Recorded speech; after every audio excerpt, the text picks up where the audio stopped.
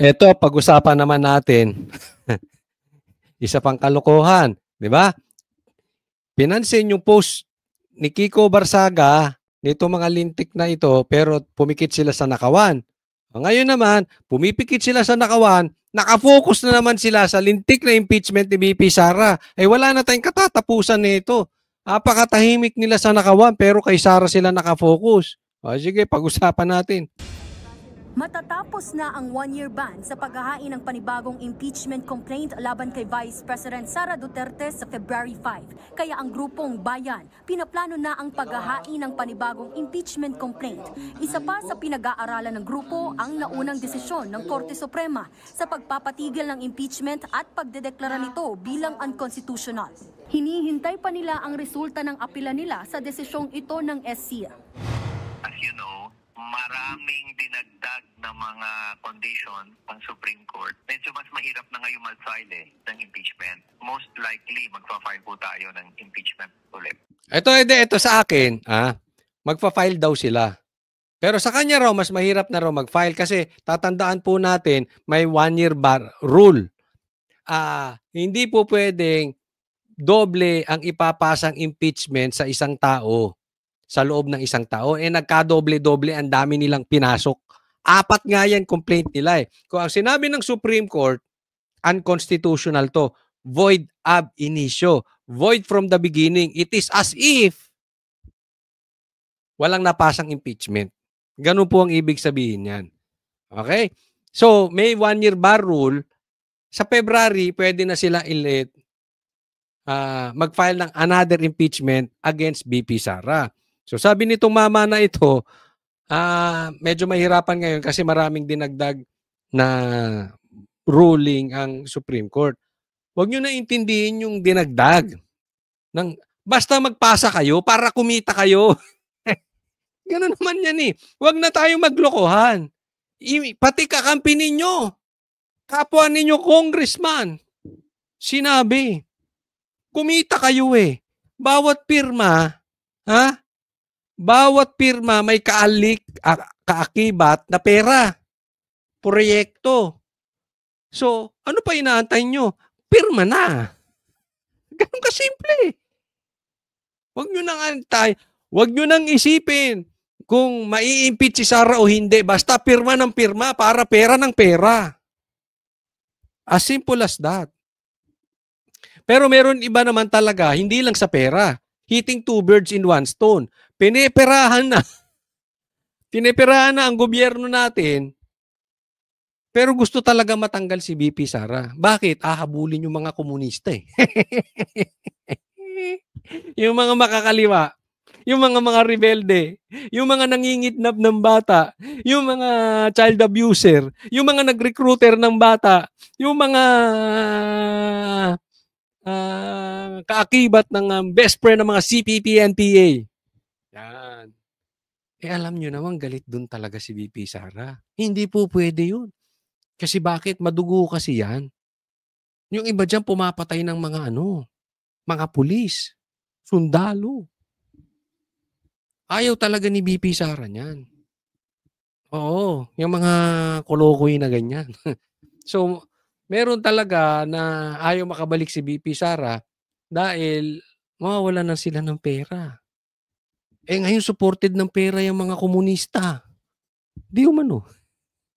Kaya haya-hayang buhay ng mga yan. Ingatan ninyo yung mga anak nyo. May pang-recruit na naman yung mga yan, ha? Ako, meron nga dyan convicted child abuser. Mag-iingat po kayo dyan. Ha? Lalo't pag yung anak nyo medyo dalaga, binata, nag-aaral sa lalo na pagka-university, state, nako. Baka ma-recruit. Magagaling magsalita yan. Ay may kakilala ako, 2 dating CPP Nako. Magagaling magsalita. Mainganyo ka talaga. Ingat ka dyan. Parang lahat na lang masama, sila mabuti. Mag-iingat po tayo. Anyway, dyan tayo ngayon sa impeachment. Diba? Kinalimutan nila yung problema sa baha. Diyan magko-focus ang congressman natin. Alin? Impeachment. Sisimulan na naman sa Congress. Kasi bitin yung nangyari, hindi natuloy sa trial. Noong December 2024, mga mambabatas mula sa Makabayan Bloc ang nag-endorso ng ikalawang impeachment complaint laban kay VP Sara. Isa lang ang naging basihan nila rito at yan ay ang betrayal of public trust dahil sa umano'y maling paglustay sa 612 million pesos. Betrayal of public trust. Yung pinapadeliver na 2 billion. Ang gagago nito. Yung pinapadeliver 2 billion kada buwan. Galit na galit kayo mga animal. Ay, galit na galit. Bulag-bulagang kayo. Na confidential funds. Tignan mo issue nila ha. Hindi, nilakihan lang nila. Mahilig sila magpalaki. 150 million lang yung confidential funds. But anyway, kung gusto nila 600, sige. Ganyan may issue nila eh. Ano daw pinatay daw ni Pierre Arde 5,000. Oh, ilan lang yung nagdemanda, wala silang mahanap na 5,000. 'Di ba? Exaggerated talaga yung mga komunista. Oh, hindi wala akong binabanggit kung sino 'yan ha. Basta mahilig sila mag-blow up. Ganyan 'yan, propagandist 'yan mga 'yan. Oh. So, nagbulag-bulagan sila doon sa magnanakaw sa baha. Kita nyo naman eh. Dati namumorsyento ang mga kontraktor. Ngayon hindi na, wala ng porsyento. 100% amin. Bakit? Ghost projects eh. Walang ginawa. Kanila lahat. Oh, pinikit nila mata nila. Uko sila kay BP Sara. Kita nyo mong gundi kagago na itong mga to. Ng OVP at DepEd. Pero sa ika-4 na impeachment complaint, 7 grounds ang inendorso ng 215 na kongresista. Yan ang ipinadala ng Kamara sa Senado. Bukod sa issue sa confidential funds, pinagbasehan din sa paghahain ang pagbabanta noon ni VP Sara kina Pangulong Bongbong Marcos, First Lady Liza Araneta Marcos at dating House Speaker Martin Romualdez. Ito yung pagbabanta niya, alam kong alam nyo yan. Kaya lang talagang ginagamit lang nito ng Kamara yan. Kasi yung nagbanta siya, sabi niya, pag pinatay ako, ang papatay lang sa akin si Martin. Yung magkakamag-anak na yan, si Lisa at saka si Bongbong. Patayin mo sila. So hindi pagbabanta yun. Ang ibig sabihin lang nun, inaamin nyo na plano nyo ako talagang patayin. Yun yung punto ni Sara. Di ba kahit si Saldi ko yan ang sinasabi, papatayin siya nitong mga to? Di ba nagtutugma na lahat? So dinadagdag lang na nila yan, pinaiikot-ikot lang nila yan. Oh. Wala pang bagong tugon dyan ang kampo ng Vice Presidente. Pero kanina, flinex ni VP Sara ang mga nagawa at ang aniyay good governance ng kanyang opisina. Ang OVP ay laging handa sa panahon ng krisis. Ang ating determinasyon na maglingkod ay sinasabayan ng dedikasyon sa good governance at operational excellence. Sa gitna ng problema ng bansa sa korupsyon, kasama raw ang bise na susugpo rito. Tuloy-tuloy daw ang kanilang trabaho. Mga kababayan, patuloy tayong lalaban sa kasakiman ng mga iilang mataas na opisyal ng Nakikita nyo na ang problema natin? Di ba sinasabi ko sa inyo? Ang laki ng problema natin sa baha. December na. Sa February, ifo-focus natin impeachment. Ano mangyayari? Wala na naman yung issue ng baha. So yung mastermind, ligtas na naman. Ano ang laman ng balita? Impeachment. Ang gago, no? Yeah. Kaya ipipilit talaga nila tong impeachment na to. At malami na namang congressman ang yayaman. Pubuhusan to ng pera. Definitely, pag sinimulan ang impeachment at talagang maisasampa to kay BP Sara at didinggin ito ng Senado, malaking balita yan. For how many days or how many months yan ang pag-uusapang talaga? Sigurado ko mamamatay na yung issue ng patungkol sa ghost projects. Kaya pagtutuunan ng pansin talaga yan. They will do everything. They will spend money on this. So hindi to mahirap gawa ng paraan para makalakap na naman ng pirma. Ang kailangan nila 2/3 votes eh. pirmado, ayos na naman. Ang laki ng problema natin, ano? You know why? It's because of corrupt Congress. Sabi ko nga sa inyo, kahit corrupt ang presidente, pag ang Congress may tayo, may backbone, may character, hindi makakaporma presidente. Ang problema,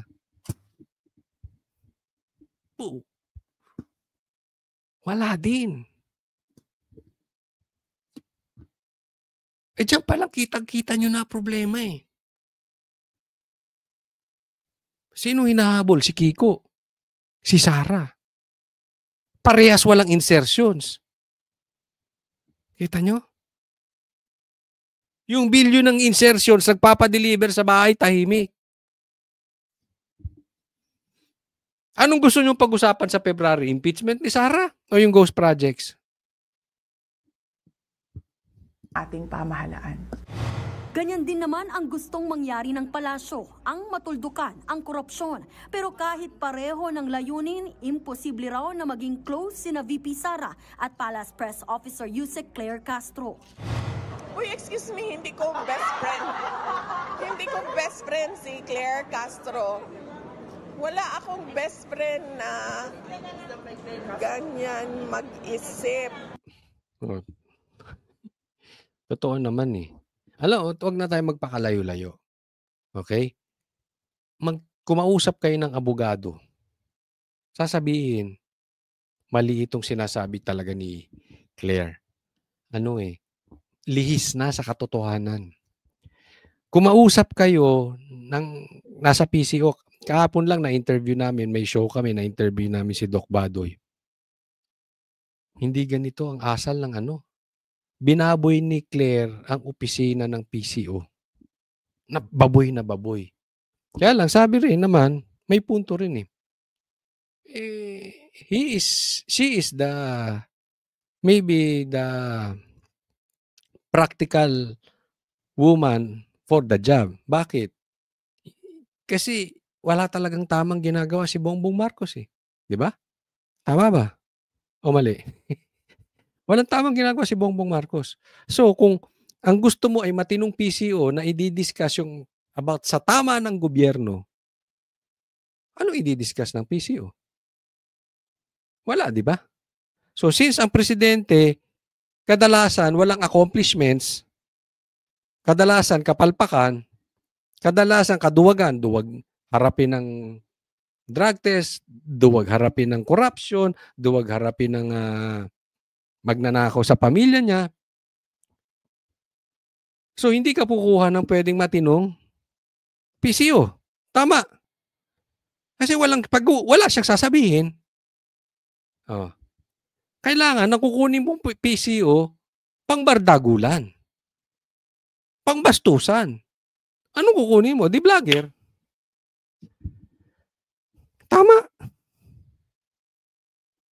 Kailangan ng laban sa kanal. Kahit yan ay opisina ng presidente, dapat ang laban sa kanal. Kasi pag dinala mo ang laban sa isang hotel o ang laban ay sa isang opisinang matino, ano sasabihin? Wala. Hindi doon tayo sa kanal. Diba? Marami. Asaran ng laban natin. Diba? Ganun lang yun eh. So, kaya andyan siya. Ang problema niyan, nababoy ang PCO. Ang opisina ng PCO. Magkakaroon talaga ng imahe ang PCO. Sa bagay, pati naman ng Office of the President, nababoy eh. Lalong napasama ang Office of the President. Ang imahe ng Office of the President, lalong napasama. Sa bagay, ganun din ang Congress. Ang Speaker, nababoy din yung opisina eh. Yung imahe nila, lalong nababoy. O di magsama-sama na kayong baboy. Ha? Pakinggan natin si Claire. Totoo naman, admitted na hindi kami pwede maging best friends. Bakit hindi daw sila pwede maging best friend? Kasi hindi rin ganun ako mag-isip. At hindi rin po ako corrupt. Wala akong Hindi daw siya corrupt. Ano ang ibig mo bang sabihin? Ano ba ang hindi corrupt? confidential funds. Ayun, ulitin natin, ha? Ganun ako mag-isip. At hindi rin po ako corrupt. Wala akong confidential funds. Ayan. So, pag kami confidential funds, corrupt. Hindi inamin mo. Dulas ka. Sino pa yung nakamalaking confidential funds? Hindi yung amo mong adik.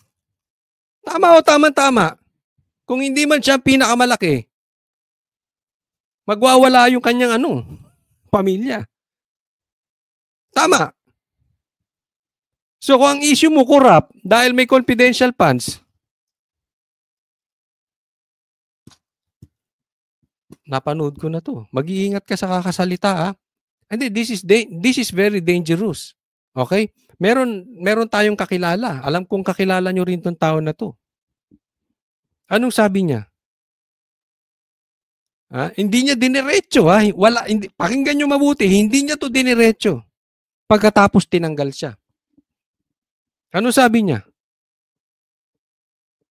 Lahat ng adik pangit.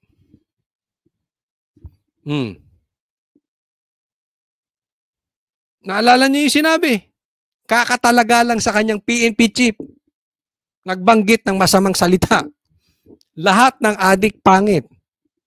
O yun, tinanggal siya nung pangit. Mag-iingat ka, Claire. Mag-iingat ka sa sinasabi mong yan. Kasi parang napapaamin ka eh. At tinatamaan yung amo mo. Ano naman sinabi niya? Hindi siya corrupt. Bakit? Wala siyang confidential funds. Sino ba hari ng confidential funds? Hindi yung amo mong adik. Tapos ang istorya. Ay! Nga pala, disclaimer. Hindi ako nagsabing adik yung amo mo. Kapatid niya mismo. Nag-aalmusal nga daw ng marijuana yun eh. Nagbabalita mula. Next po tayo. Pakinggan natin. Okay? Coach, baka mali ka. Ha? Si Sarah lang ang may confidential funds. Pag-usapan natin. So, pag-usapan natin. Usapang confidential funds. Corrupt pag may confidential funds. Do you believe the Vice President should explain, or were you at least curious with what has come out in the House hearings of names that were in the receipts like Mary Grace Piato? So, sabi niya, kausap niya dito si Subiri. Hindi ba kailangan mag-explain si BP Sara about doon sa Mary Grace Piatos? Or hindi ka man lang ba na-curious? Diyan sa Mary Grace Piatos na yan? Those names of fruits, people, didn't you think as a senator that there were possibilities of corruption in that whole process? Kasi ang pangalan daw, ang laman daw ng pinagbigyan ng confidential funds ay Mary Grace Piatos, etc., etc. As former Senate President with access, they always give the Speaker of the House and Senate President access to all these confidential funds. So much so that I opened it up to Senator Risa and Senator Coco. Nako! Okay? So, merong access sa confidential funds ang Senate President at saka Speaker of the House. Tama or tamang-tama? Pero nung siya ay Senate President, binuksan niya kay Risa Ontiveros. So alam ni Risa Ontiveros ang issue. Pati si Coco Pimentel. And to my colleagues who wanted to see all these documents. Because pumuputok na yan eh. Wala pang away, wala pang gulo yung Marcos Duterte. According to the intelligence community, according to people who are actually using confidential funds, they never put the actual names because of the idea that it's confidential. But my... So barado na agad si Karen. Okay na. Hindi talaga nilalagay dyan. Anong punto ni Subiri? Sa confidential funds, hindi talaga nilalagay yung pangalan. Why? It's confidential. I mean, how stupid are we Filipinos? We are trying to impeach BP Sara doon sa confidential funds. Andun na nga yung salita. It is confidential. Actually, hindi nga pwedeng banggitin ni Sara yon. It's because it's confidential. Pag binanggit niya yung pangalan, totoong pangalan, siya pa madidimanda. Why? It's confidential. Magpapaulit-ulit tayo. The word is there. It's confidential. Alam mo, parang kayo yung kaibigan ko eh. Ano? Titignan nyo, may kaibigan kayong ganito. Alam mo, pare, confidential lang, huwag mo sasabihin ha. Sasabihin niya doon sa iba, why pare, sabi ni Coach Soli, ganito ka raw, confidential lang, huwag mo sabihin sinabi ko. Gago! Confidential nga. Ano bang mahirap intindihin sa confidential? Kailangan pa bang i-Ilocano ko para maintindihan nyo? Hindi ko ata alam. Ano ba Ilocano na confidential? Tagalog. Sikreto. Ano ba Tagalog? Basta confidential, alam nyo na yun, di ba? Hindi naman kayo tanga. Naturingan kayong senador, congressman. Tanga kayo. O, congressman. Anong punto niya? Alam ni Risa. Hindi lang si Sara naglalagay ng ganung pangalan. Ganun talaga. Point being is, why just single out her? Let's get Yun. rid of the fun for everybody. Why single her out? Sa madaling salita, pinatrabaho. Na-experience namin yan eh. Pinatrabaho kami ng dating sekretary. Pag trinabaho ka, mararamdaman mo yun. Kasi attacks will come from the bloggers, left and right.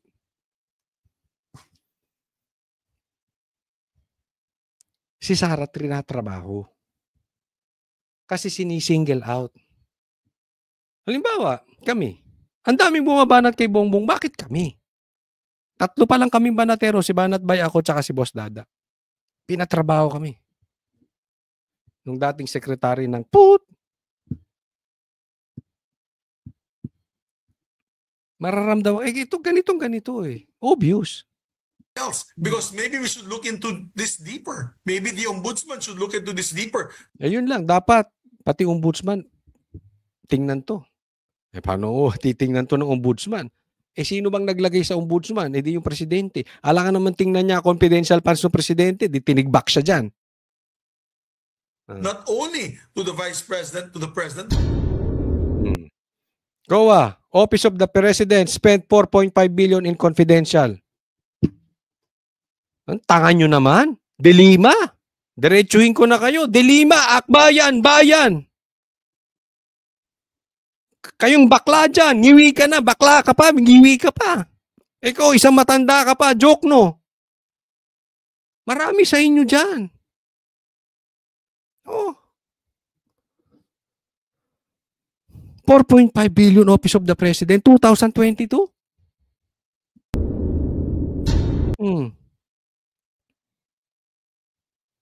Marcos office remains top spender of confidential funds.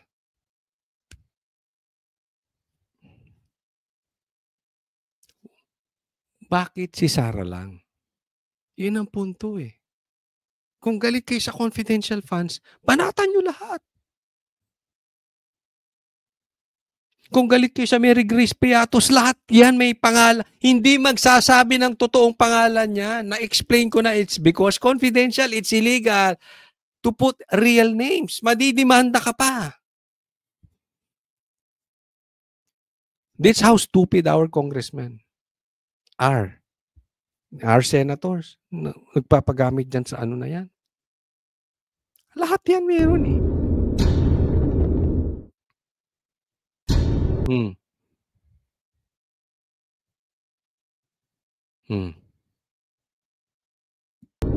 But also to everyone else who has confidential funds from Apari to Holo in all the local government units, Karen. I know them saying this. I might be ostracized by... Holo to Apari. Holo to Apari. Local governments may confidential funds. Local governments. Isipin mo, Vice President, wala. Alam mo kung bakit sila galit din sa confidential funds? Kasi yung confidential funds, ginagamit ni BP Sara para habulin ng komunista, mga makakaliwa, CPP-NPA, at yung mga organisasyon na mga rebelde. Nayari na yan. Konti na lang sana sila eh. hindi na makaporma yan dahil niyari na ni ni PRRD yan. Simula nakapunta si Bongbong Marcos, may pera na naman sila. Nagigets nyo po? Kanya po kalupit to. Ganito kalaki problema ng Pilipinas. Kaya ito sinasabi ko sa inyo. I'm not really bothered dun sa nakawan. Bothered ako doon sa dami ng politiko nating tarantado. Dahil kung may magnanakaw at maraming matutinong politiko, saglit lang to. Kaya ako galit na galit sa Dilaw. Kaya galit na galit ako dyan sa mga yan. Ginamit nila yung kahinaan ni Bongbong para makaporma sila kay Sara. In reality, hindi nila kaya ng mano-mano si Sara. So they have to use someone stupid in power. They need to use someone weak in power. So pag na-eliminate na yung hindi nila gusto na si BP Sara, gusto nyo pustahan tayo. Saglit lang. Saglit lang to. Si Bongbong. Yayariin to ng komunista. Yayariin to ng Pinklawan. Not literally, physically ha. Yayariin in power. Kaya malaki problema natin eh. Hindi dahil sa may magnanakaw. Dahil doon sa mga sumusuportang kulay. Yung kulay na sumusuporta sa magnanakaw. Yun ang problema. Next po. Ito, pag-usapan natin nitong si Clara. Ito, pangit dito kay Claire kasi kini-question yung 500,000. Ay, 500,000. 500 pesos na Noche Buena. Pinagtanggol pa niya, tapos pinagtatawanan niya pa. So, adding insult to injury. Parang pinagtatawanan niya yung mga Pilipino. Okay na sa inyo yan. Bumili kayo ng bihon, bumili kayo ng generic na hamon, tapos lagyan yung toyo. Tapos bili kayo ng chop suey, yung pan-chop suey, okay na yun. Yun na Noche Buena nyo. So, talaga ini-insult to nito si Claire yung mga mahihirap. No? So, mali na nga yung pagbanggit ng gobyerno sa 500 pesos, gina-justify pa niya. Ngayon, sasagot pa ulit. Pakinggan po natin. Actually, nabasa po natin mismo yung kanyang media release. At nabanggit din po niya, maliban po sa kanyang ganyang klase ng pananalita, nabanggit din po niya patungkol sa konsensya. So, siya pa po ba ang magsasalita tungkol sa konsensya? Hindi po ba ang kanyang sariling ama ang umamin na he killed people? Sino po ba ang may kakilala na hitman at kayang magpa-liquidate?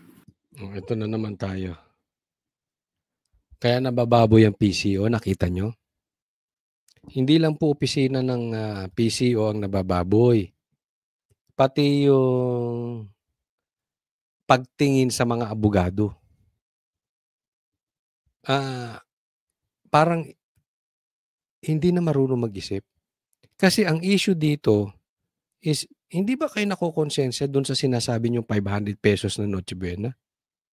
So halimbawa ako mahirap. Naiinis ako eh. Dahil sa inyo naghihirap ako. At hindi ko man lang mapakain yung family ko ng Noche Buena ng maayos. Tapos sasabihin mo sa akin, hindi, tama na yung 500, pakain mo sa pamilya mo, pang Noche Buena. So ininsulto mo na ako, tapos magsasalita ako, hindi ba kayo nakukonsensya? Halimbawa ako yun mahirap, di ko mapakain. Hanggang 500 lang papakain ko sa pamilya ko sa Noche Buena. Hindi ba kayo nakukonsensya? Tapos ang isasagot mo sa akin, na papakainin ko yung pamilya ko, ang isasagot mo sa akin is about PRRD. Na maraming pinapatay si PRRD. Nakorap si PRRD. Nakasalanan ni PRRD. Babaero si PRRD. Si PRRD. Si PRRD. Si PRRD. Si PRRD. Tarantada. Siyempre, anong iisipin ko? Pambira, wala akong pakialam kay PRRD. Yung family ko, hindi ko mapakain ng maayos na Noche Buena dahil kayong pamahalaan, hindi nyo ginagawa yung dapat ninyong gawin para sa amin. Mati, papasok po sa akin si PRRD. Kaya ba ako gutom ngayon? It's because of PRRD. Ako, never kong sisisihin ng gobyerno kung magugutom ang family ko. I will not take that as excuse, okay? Hindi ko sinasabi excuse yung mga magulang na hindi nila mapakain yung family nila na maayos. I'm not saying it's right to blame the government. Hindi po yun ang issue. Ang issue dito is nahihirapan yung kababayan natin, and the most important day of the year is yung pagsalubong doon sa selebrasyon na inaalala natin ang pagkabuhay ng ating Panginoon. At yan po ay pinagsasaluhan ng pamilya. At halimbawa kami nagagalit sa inyo dahil iniinsulto nyo kami, tapos sasabihin nyo sa akin, PRRD. Eh siya ba, Presidente? Gusto mo, iupo mo si PRRD. Sisisihin namin araw-araw. Pag hindi namin mapakain ng maayos yung pamilya namin sa Noche Buena, ibalik nyo. Pinapangako ko sa inyo. Ilagay nyo si Sara. Halimbawa, nilagay nyo si Sara, Presidente. At nagkaloko-loko Pilipinas. At hindi namin mapakain yung pamilya namin dahil sa kalokohan ni Sara. Gusto mo? Tanggapin na lang namin at sisihin niya yung dating gobyerno ni Bongbong. Are you a lawyer?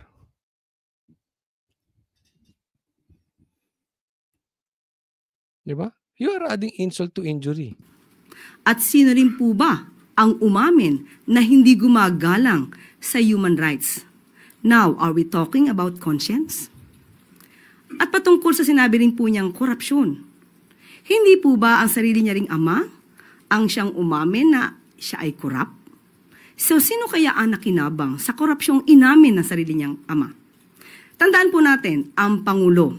Ang nais ng Pangulo ay maiangat ang buhay ng bawat Pilipino. Nandiyan po ang mga programa. Coach Oli, dapat unawain mo, abogado kasi ganito ang kinu-question sa amin eh. Coach Oli, mali ka ng intindi. Abogado yan si Claire. So bilang lawyer, alam mo naman na pag may kliyente yan, kailangan nila ipagtanggol yan whatever happens. Kahit alam nila masama na yung kliyente nila, kailangan nilang pagtanggol bilang a lawyer. Una, pwede ka naman tumanggi. Diba? Pwede ka naman magbitiw.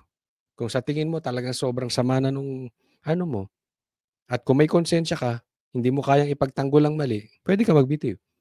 Pero for discussion purposes, sige, being a lawyer, kailangan mo ipagtanggol kahit mali. Hindi pagtanggol mo. Walang problema ron. Pagtanggol mo. Bilang PCO, tagapagsalita ng Pangulo, kung ano man tawag sa'yo, vlogger ng Pangulo, troll ng Pangulo, tagapagsalita ng Pangulo, abogado ng Pangulo, first lady ng Pangulo, kung ano mang tawag sa'yo ng Pangulo, so be it. Ipagtanggol mo, Pangulo. Pero huwag mo na ipasa sa iba. You stick to the issue. Defend him hanggang sa mamatay, hanggang sa ma-overdose siya. You defend him. Because it is your responsibility. Pero huwag mo na ituro sa iba. Kasi pag tinuturo mo sa iba, ibig sabihin mahina kang abogado. Ng Pangulo, ang mga kadiwa centers. Isa pa yung kadiwa po niya, mas nakubdiwa yan.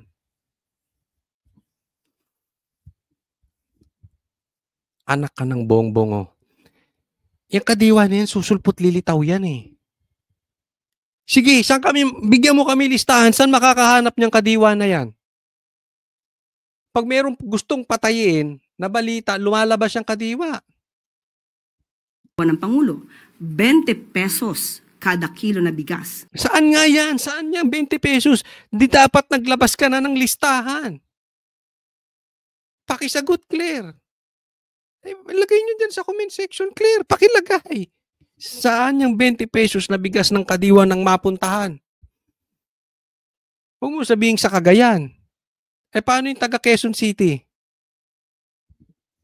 Taga Cebu, pupunta pa ng Ilocos. Cagayan. Dapat yan parang Jollibee. Bawat kanto meron. Oh, just to be efficient. Walang gutom program at iba pa.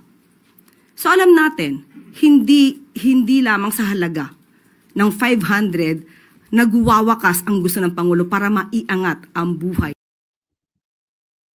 Saan nga Saan nga? Wala nga. Ay, nako. Ay, Claire.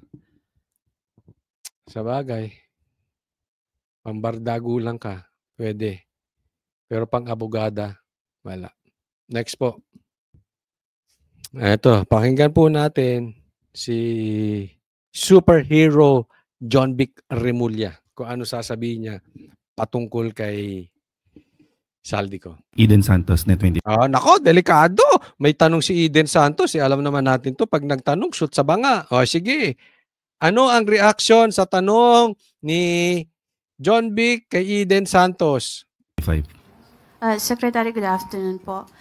Sa part po ng pagtugis kay former Congressman Saldico, wala po ba tayong group effort? Pagtugis. medyo ano na siya, ha? Medyo agitated na siya, medyo defensive na si John Vic, ha? Kasi ito si Eden Santos, alam naman natin medyo iba magtanong yan. So kini-question niya na bawat tanong pagtugis. Intindihin mo yung tanong. Tingnan mo, hindi lang pagtugis, papansinin niya dito. Aresto sa kanya dahil meron naman pong warrant of arrest. Ang tugis in English is hunting ba yun? Ang tugis po. Hunting yan, no? Sige. Wala po ba tayong group effort para mas mapabilis yung pagdakip po sa kanya? Talagang ginamit mo yung group effort. Group effort. Pinansin niyo yung tugis, pinansin niyo yung group effort. Baka gusto mong pansinin yung former congressman. Baka sabihin, former congressman. Dapat pa bang tawaging congressman yan? Gusto mo ata himay-himay. Vlogger ka ba? Parang gusto mong himay-himayin yung sinabi ni Eden Santos eh. Ginamit mo pa talaga yung group effort. Ang punto kasi ni Eden dito, siguro hindi niya alam, parang ito yung magtatanong na malupit eh. Huhulihin ako nito sa salita. So kailangan korikin ko yung pagtugis. Kailangan korikin ko yung group effort.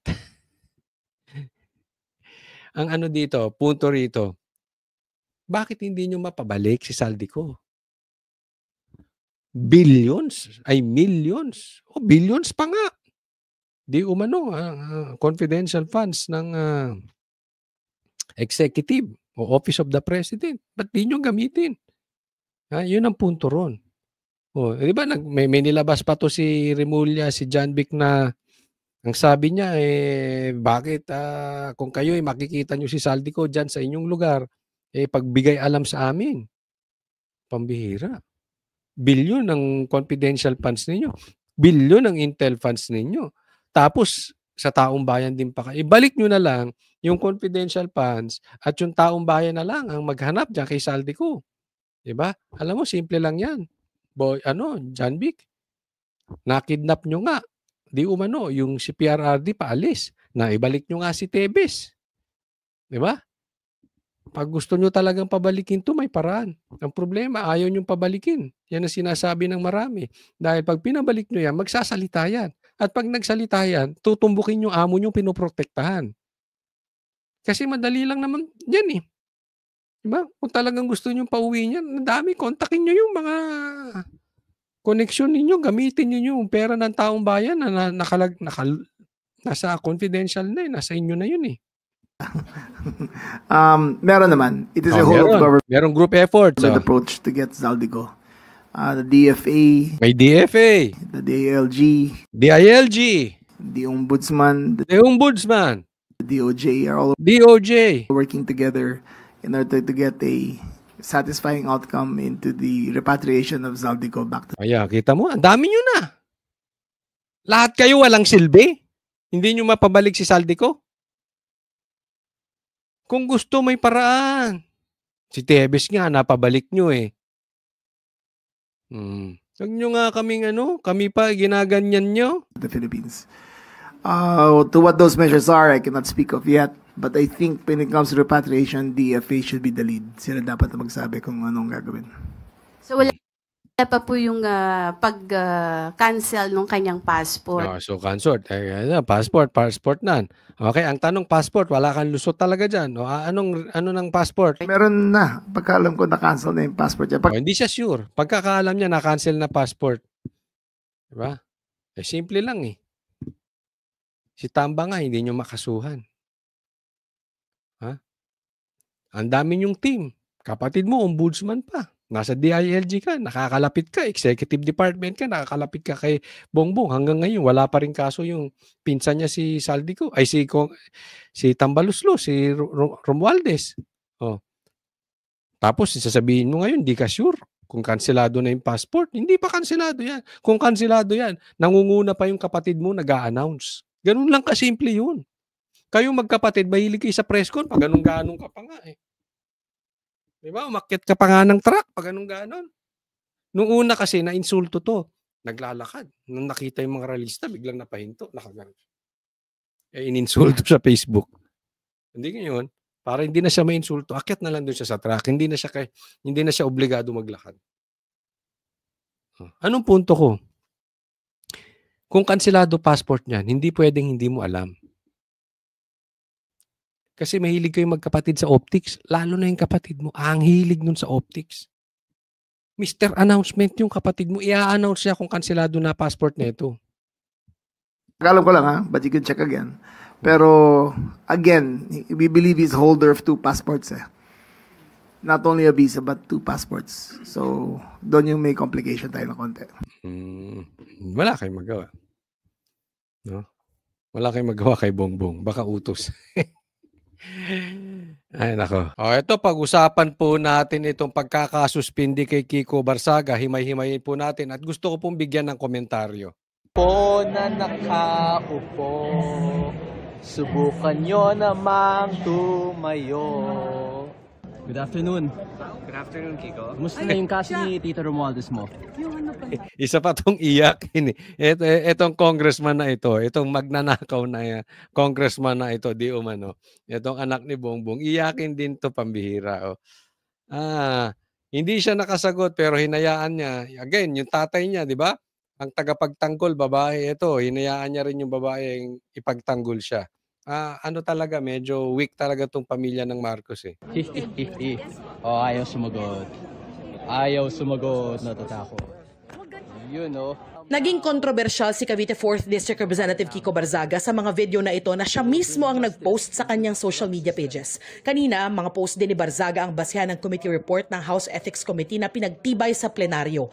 Inirerekomenda nito na suspendihin si Barzaga dahil sa ilang social media post niya na umano'y malaswa, nakababastos sa ibang opisyal ng gobyerno at nagsusulong ng pagkakawatak-watak. 249 ang bumoto pabor at 5 ang hindi. Yan, teka muna, dito muna tayo. Sinuspindi si Kiko dahil sa mga social post niya. Grabe, no?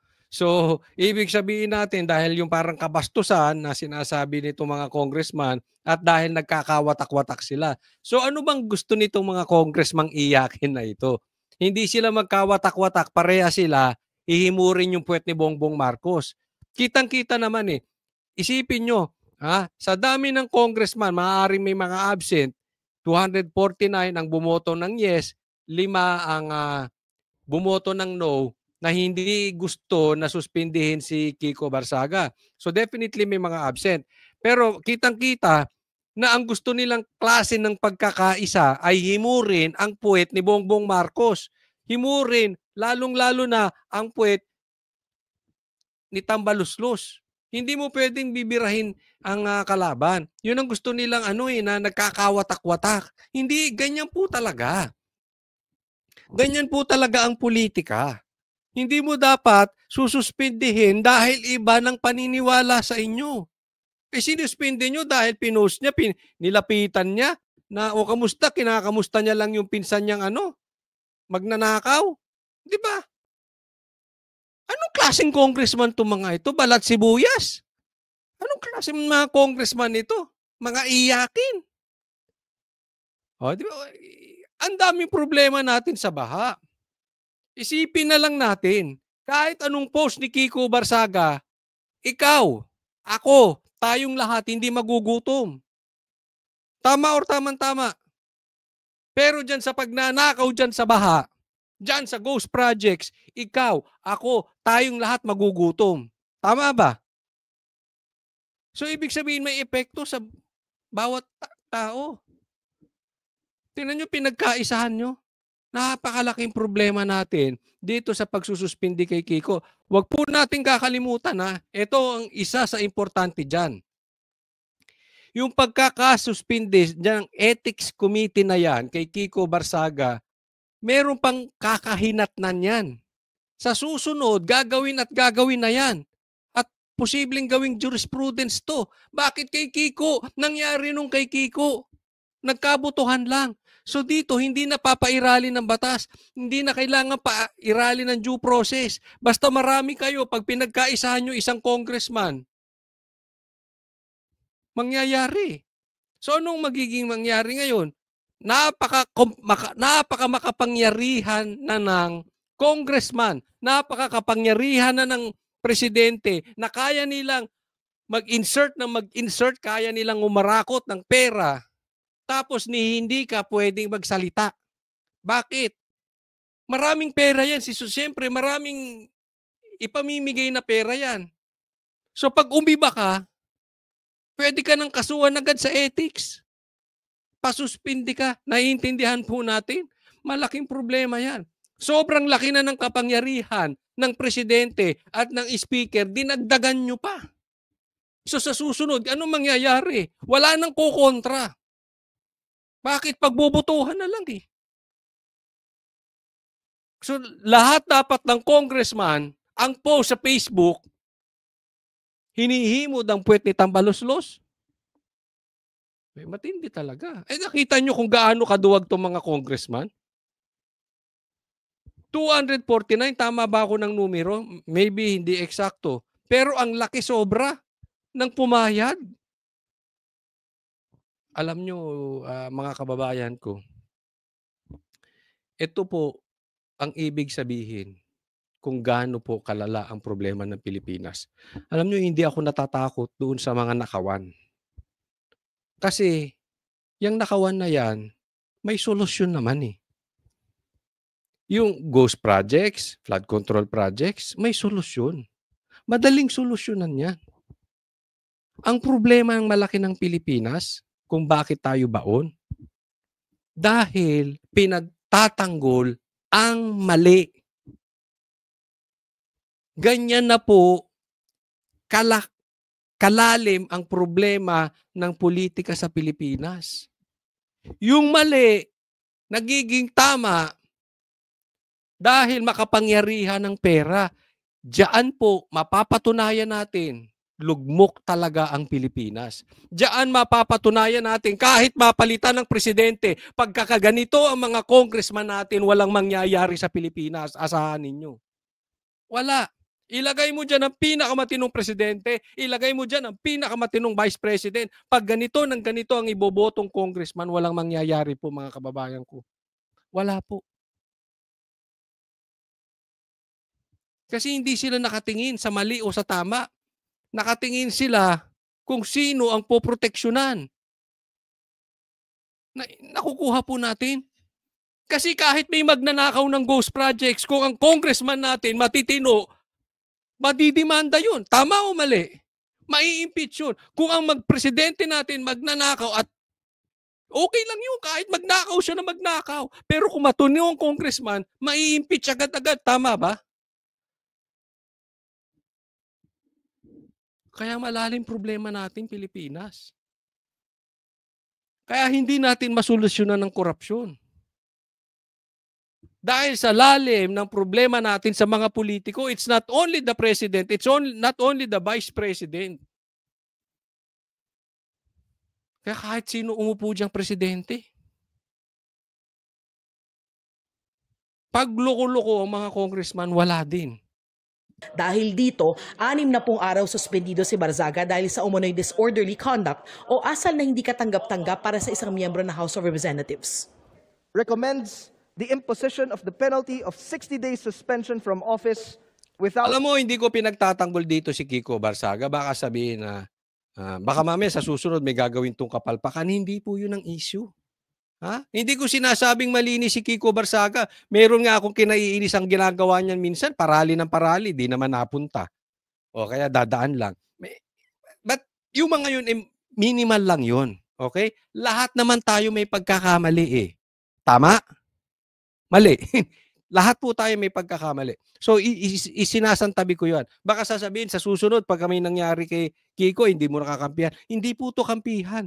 Ang prinsipyo po natin dito, pag tama, palakpakan, pag mali, banatan. Mali po yung congressman dito. Yung po issue. Hindi ito pagtatanggol kay Kiko. Kahit si Risa Ontiveros pa yan, na mabaho ang bunganga, ipagtatanggol natin kung mali yung ginagawa nitong mga congressman. Naiintindihan po natin. Okay? Doon lang tayo sa totoo. The benefit of salaries and allowances. Nagugat ito sa ethics complaint na inihain ni House Deputy Speaker at Antipolo Representative Ronaldo Puno at iba pang kongresistang dating kasama ni Barzaga sa NUP o National Unity Party.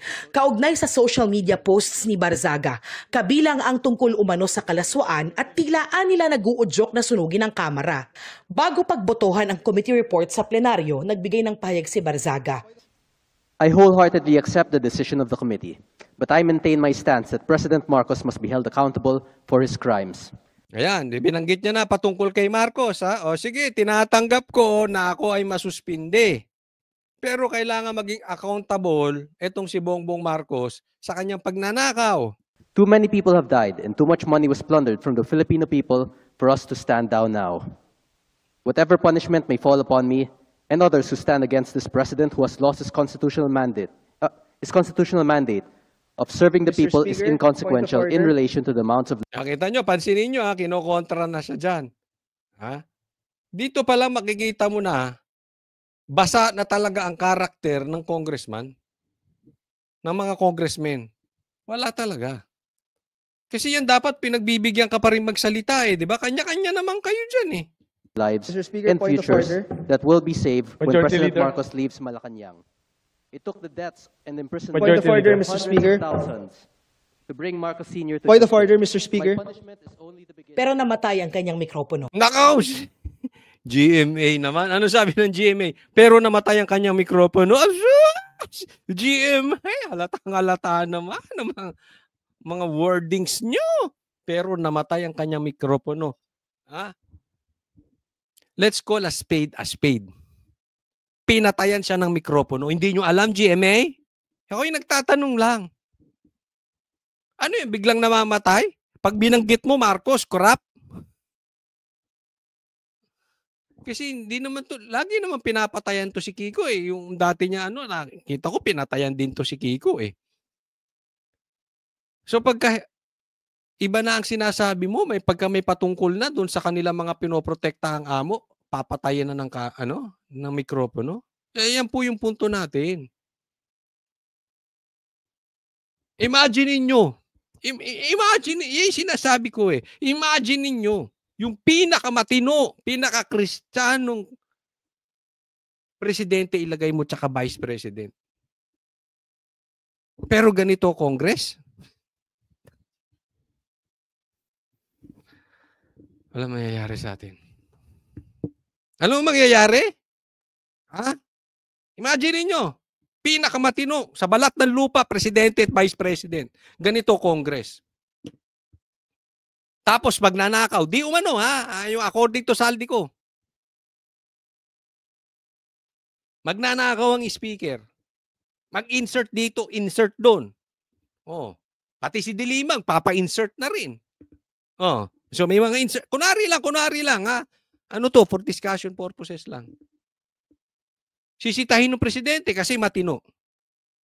Anong gagawin nitong Congress? Papa-impeach yung presidente. Tapos, di papasok yung vice. Matino din. Sisitahin sila. Hindi sila ngayon makapag-insert. Hindi sila ngayon makapagnakaw.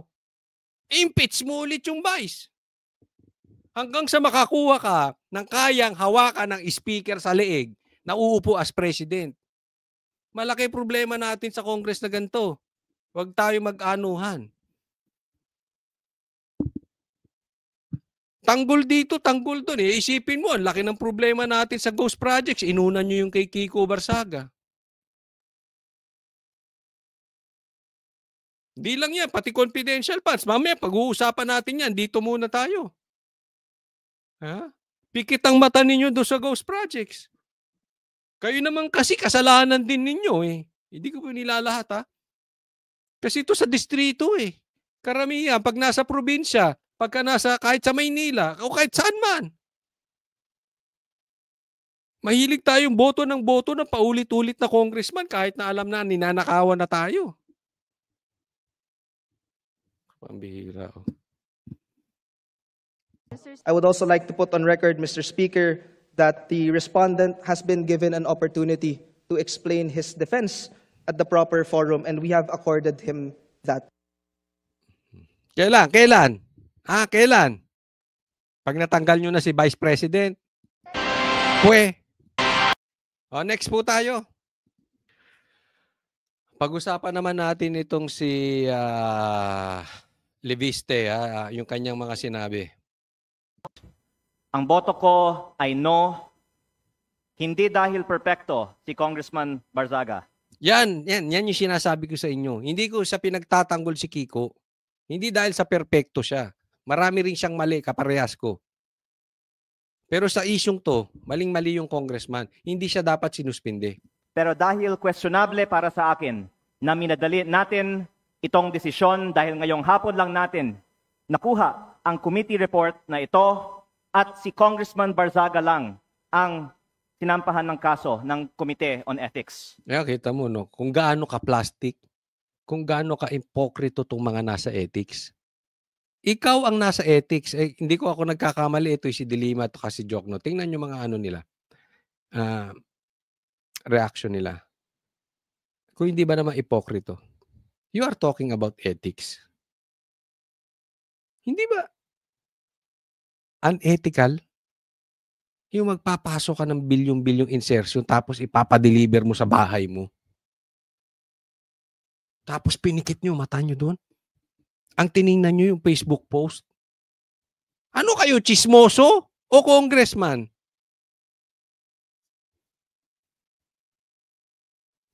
Look at itong mga hypocrite sa gilid niya. Ang boto ko ay no, lalo na dahil inuuna natin ang kaso niya kaysa sa mga mas seryosong isyong Tawa-tawa. Sa pulka, no? Mr. Driver? Mr. Driver? Harap ng isa sa mga kasamahan natin. Isang kapwa kong Batanggenyo na nandito ngayon na bumoto sa kaso ni Congressman Barzaga. Hindi ba nakakahiya maging miyembro ng Kongreso dahil parang naging normal na meron tayong isang kasamahan na inakusahan na nagbayad para sa mahigit 100 billion pesos ng mga kontrata sa DPWH? Para bang tinatanggap natin na normal lang magkaroon ng kasamahan na iniugnay sa pagnanakaw ng bilyong-bilyong piso na hindi iniimbestigahan na ng Committee on Ethics, Public Works o Infracom? Ito yan yung ano, yung tingnan nyo reaction nitong tatlong bading na to. Itong si ano to? Ito si Percy,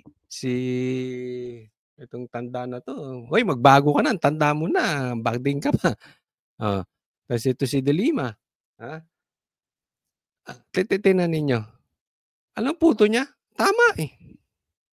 Ang pinaparinggan niya dito, di umano ay si Garjola, na merong di umanong binayaran patungkol dyan sa kontrata, etc., etc. Pero inuna. Ang inuna ng Congress. yung Facebook page. Yan yung eksaktong punto. Diba? Ay inuunan ninyo yung confidential funds ni VP Sara. Lahat naman merong confidential funds. Simula sa taas hanggang sa mga mayor, puntahan mo Sulu hanggang Apari. Lahat. Yan yung sinasabi, pag trinabaho. Trinabaho talaga to si Kiko. Trinabaho to si VP Sara. Pero alam nyo, epektibo? Ha? Napikon sila eh. Dahil ang sinasabi ni Kiko Barzaga, maputol ko lang kayo, i-impeach niya si Bongbong Marcos. Kaya sinuspindi ng 60 days. So doon sa 60 days na yon, papasok yung papasok yung impeachment naman ni VP Sara. So hindi muna makagalaw si Kiko, hindi muna maipasok yung impeachment, mauna muna yung impeachment ni VP Sara. Mamaya i-discuss po natin yan. Okay? Dahil nga plano ni Kiko Barzaga ipa-impeach din si Bongbong Marcos. Lintik naman itong mga ibang congressman, lantaran na sa pagmumukha nila na yung first family ay involved sa nakawan. Hindi po pwedeng hindi nila alam. Hindi po pwedeng hindi nila alam. Pero pinikit nila. Yan po ang issue kung bakit sinuspindi si Kiko Barzaga. Tuloy, Congressman Lebiste. Samantalang inuunan natin ang kaso ni Congressman Barzaga, habang hindi man lang natin pinaglalaanan ng masusing atensyon ang mas mabigat na aligasyon, lumalabas na parang okay lang magnakaw sa Kongreso. Nakatala na sa kasaysayan, nasa gitna ng matinding kontrobersya. Tingnan mo, pangiti-ngiti pa to si De Lima. Parang okay lang magnakaw ng saba. Ay, ng saba. Ano ba nangyayari? Si De Lima na auto-focus ako? Ang ganda-ganda kasi. Parang nagdadalaga.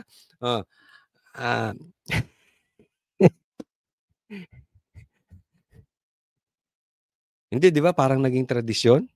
Tama, yung punto niya. Parang okay na magnakaw. Basta huwag mong kukontrahin. Hayaan mo na silang magnakaw. Basta meron tayo konti. Tsaka wag na natin kontrahin. Everybody happy. Ganon.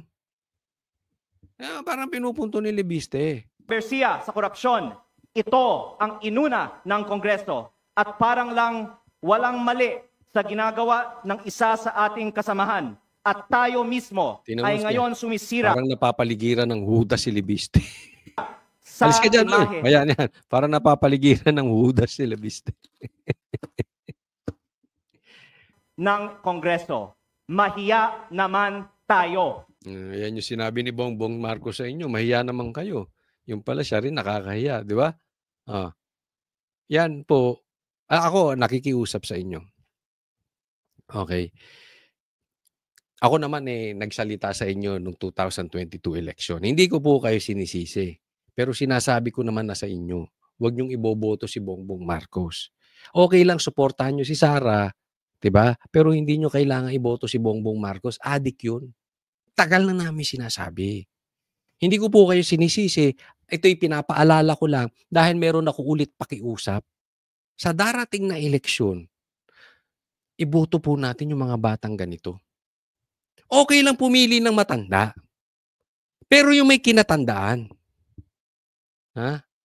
Pero kung matanda na, duwag pa, trapo lang, magpapayaman lang yan. Yung pera mo kukuhanin yan, not directly.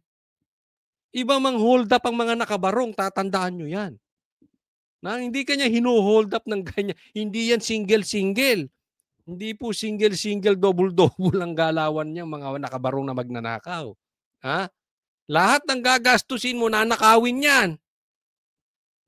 So wag na tayong pupunta, wag na tayong boboto. Una, pag alam nyo ng adik, andali namang malaman Hamunin nyo ng drug test. Pag hindi pumalag, adik yan. Pangalawa, wag tayong kukuha ng mga makakaliwa, mga komunista. Ay, nako. Popondohan lang yan yung mga CPP, NPA. Mag-iingat tayo. Delikado po mga anak natin sa ganyan. Pero mga tlo, wag na kayong kukuha ng matandang bakla. Sorry po, sorry. Wag kayong kukuha nung matatanda na wala nang silbi. Ha? Yung alam mong nagpapayaman na lang sa kaban ng bayan, magpapatanda, tapos kukunin yung anak niya, siya, yung anak niya naman magnanakaw, tapos yung anak niya, habang yung apo niya ay tinuturuan na magnakaw. Paulit-ulit na lang. Kuha kayo ng batang masigasig.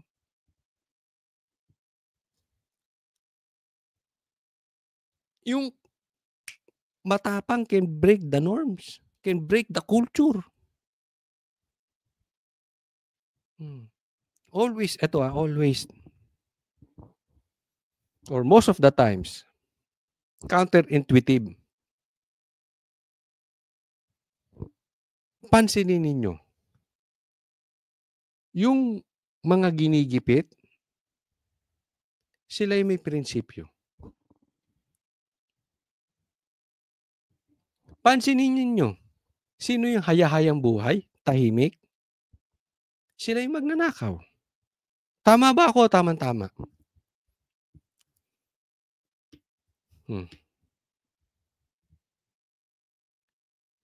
Wag na tayong pakalayo eh. Kay PRRD na lang, kay Pastor Kibuloy.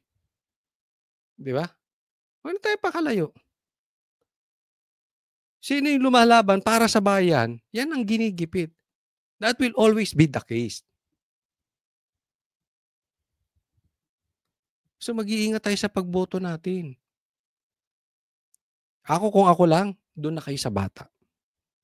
Sa prinsipyo pa yan eh. Bago makurap ang utak niyan, kasing tanda na yan ni Jokno.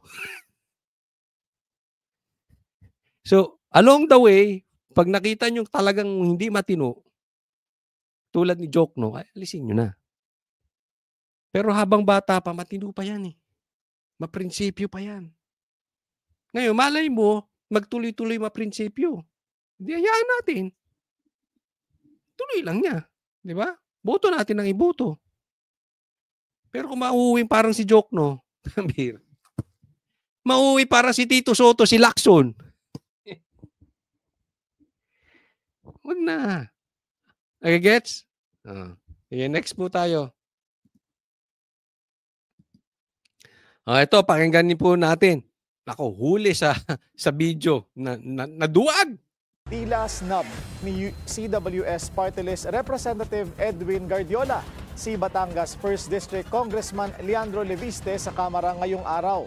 Huli sa video ang pagtanggi ni Guardiola sa tangkang pag-selfie ni Leviste. Ayun, magpapapicture pa, selfie. May pagka-Kiko Barzaga pala to si Leviste, ha? Ngayon sinasabi ko, kailangan dito tayo sa mga bata na matatapang. Ha? Hindi yung matatapang magnakaw. Papapicture. Tingnan natin kung anong reaksyon ni Guardiola. Sa kanya sa loob ng session hall. Matapos umalis ni Guardiola, agad itong sinundan ni Leviste hanggang sa upuan para sana kausapin. Pero hindi pa rin siya pinansin ng kapwa kongresista. Si Leviste ang isa sa mga pinakamaingay na kritiko ni Guardiola. Ang isa sa 8 kontraktor na pinakakasuhan ngayon ng ICI at DPWH sa Office of the Ombudsman. Ayun, matapang talaga, no? Inisnab na siya, sinundan pa niya. Kaya ito si Guardiola, hindi ko alam kung napainom ng Gatorade, napainom ng Red Bull, o kape ang iniinom niya. Hindi natin alam kung yan ay Coca-Cola. Kung ano man niyang iniinom, pero napainom siya, pambira. Ayaw talaga akong tigilan nito si Leviste. Ito pala si Leviste, ang talagang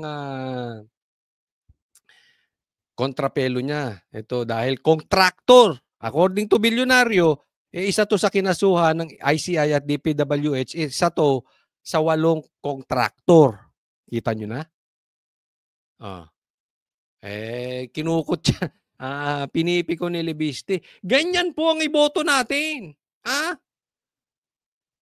Huwag na tayo dun sa mga matatandang paulit-ulit lang. Wala namang nangyari. Kayo naman kasi boto kayo ng boto. Pati si Lito Lapid pinagboboto nyo pa. Pambihira namang buhay ito. Ang mangyayari sa Pilipinas. Wala nang silbi na kinukuha lang yung pera ng Pilipinas eh. Kinukuha lang yung pera ninyo eh. Hindi ko sinasabing ninanakaw. Of course, kinukuha pera niya. May sahod yan eh.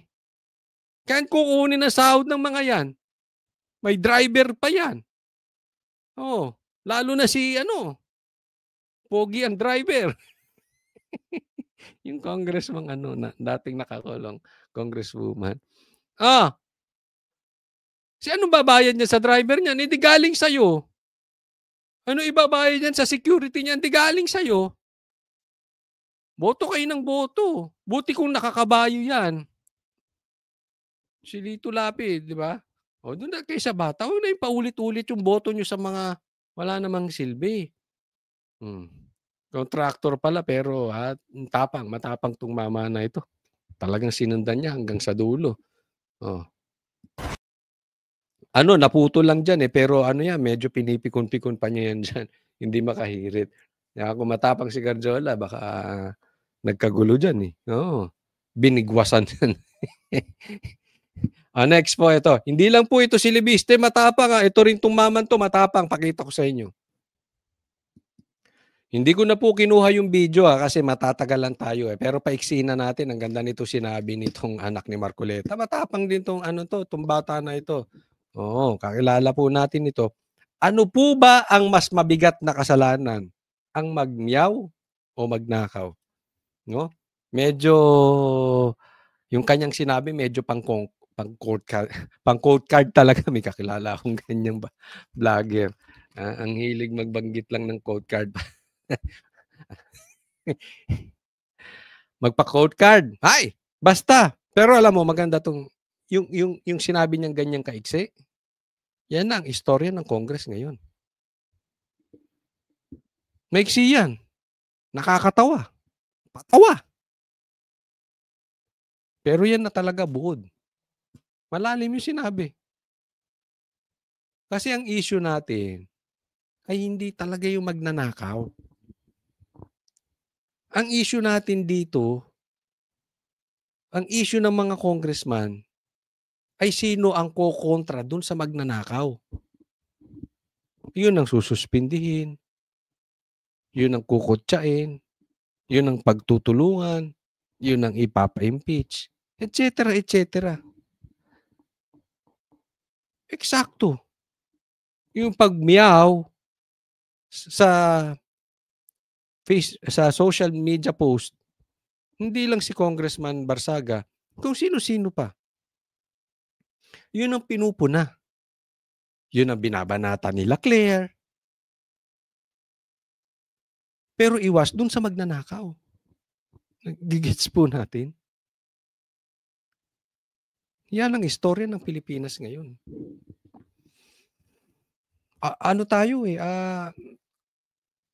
Malalim ang problema natin. Talagang marami sa atin, mga politiko, kaibigan ng politiko, nagbubulag-bulagan na. Kakaunti, sa totoo lang, kakaunti na yung matitino. Marami po yung taong bayan. Pero yung nasa posisyon, kakaunti. Naintindihan po natin. Maraming galit sa magnanakaw sa Pilipinas. Alam ng Pilipino sino magnanakaw. Kakaunti na lang talaga yung supporters ng administrasyon. Ang problema, yung mga nakaupo, sila yung madami. Kakaunti naman yung tunay na galit sa magnanakaw. We have a problem. Pagkatapos, magkaka-eleksyon, yung mga botante naman nagalit sa magnanakaw, nahimas lang ang likod, nabigyan lang ng ayuda, AX, 300, 500 binoboto. Tapos andyan pa yung kanilang hari na si Garcia. Tapos talaga tayo.